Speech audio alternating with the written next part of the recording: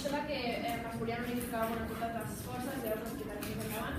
Després parlarem de les 4 forces fonamentals, donarem una idea general on hi ha les cordes, les dimensions extra i les planes, i parlarem una miqueta de les dualitats i la teoria, que les comentarem.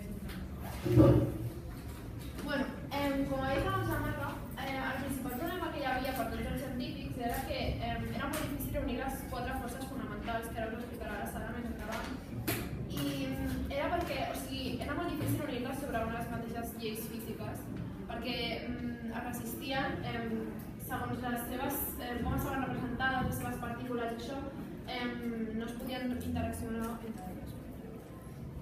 Existeixen 4 forces fonamentals: la gravetat, l'electromagnètica, la nuclear dèbil i la nuclear fàcil. La gravetat és la força d'atracció mútua que exerceixen 2 cossos amb massa. És una força dèbil i només té un sentit. L'electromagnètica és la que afecta a cossos elèctricament carregats i, a diferència de l'anterior, té 2 sentits i és una mica més intensa. Després tenim la nuclear dèbil, que és la que afecta que és la responsable de que moltes partícules i nuclis es vegin inestables, i per acabar tenim la nuclear forta, que és la responsable de que els protons i neutrons, és a dir, el nucli, es mantinguin units.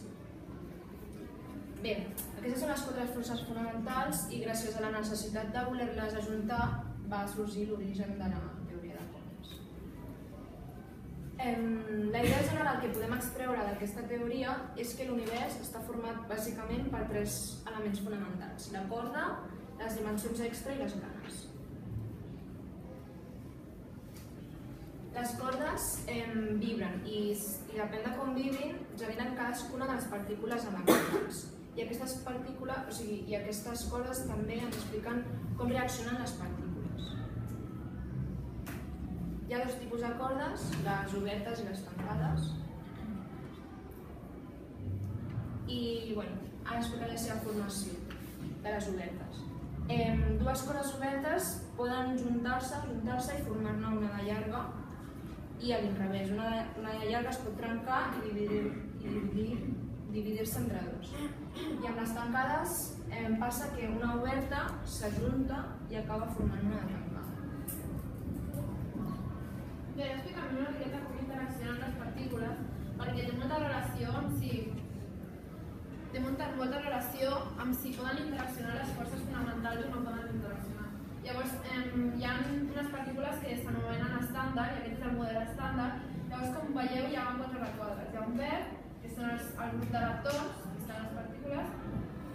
Després el grup lila, que són els quarks, no sé si esteu veient. Després està el grup vermell, que són els bosons separados, que són un conjunt de bosons. I després aquest us sonarà perquè és un que es va descobrir no fa massa temps, i és només un dels antics.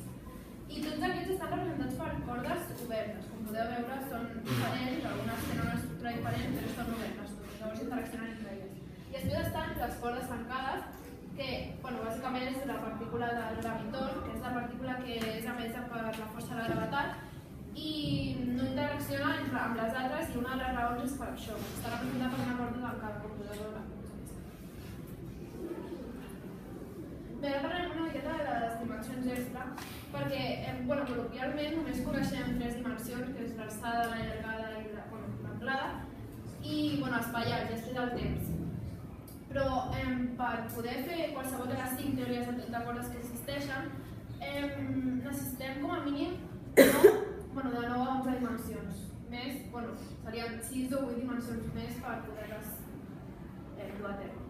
Llavors, només dir que com veieu, aquestes dimensions es poden organitzar a l'espai de maneres diferents. Com podeu veure, clar, són 6 o 8, llavors són moltes. Llavors, el concepte de compactificació, que és com estan organitzades aquestes 5 dimensions, perquè poden estar organitzades de moltes maneres, i després veureu en el vídeo que això porta que l'univers estigui organitzat d'una manera o d'una altra. Ara parlarem de les granes. És que les granes és un concepte que és com una mica estrany, perquè són com, diguéssim, si després puc fer un dibuix aquí.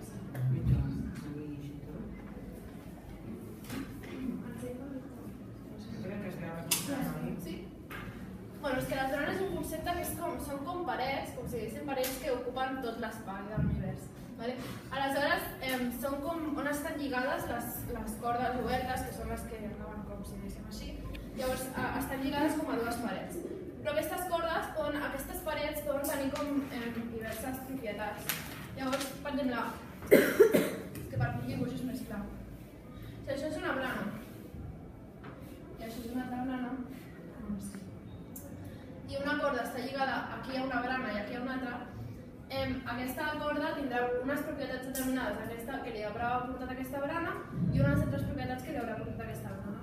Aleshores tindrà com unes propietats característiques diferents. Però si és que les propietats, per exemple, podria ser tindrà una massa determinada gràcies a aquesta brana i vibrarà d'una manera o d'una altra depenent de l'altra. I bueno, dir que les branes és això, es poden fusionar entre elles i es poden propagar a l'espai i al temps. Bueno, finalment dir que el fet que existeixin 5 teories de cordes diferents fa que existeixin també les veritats, que les relacionen entre elles, i la teoria M, que és un concepte que les engloba totes. I ara us posarem un vídeo de 7 minuts que ho explicarà més detalladament. Ens va ajudar a nosaltres a fer el treball i a entendre-ho perfectament. En 7 minuts vam estar aprenent molts adults, però al final ho vam entendre. D'aquest preguntador té el dret aquest vídeo? Aquest vídeo és de YouTube. De YouTube? Sí. Bueno, és que, clar, per agafar un concepte inicial de la teoria de cordes, ho vam buscar. Qui publica aquest vídeo? Està allà. Bueno, després t'ho dius. Vale, després m'ho dius, d'acord.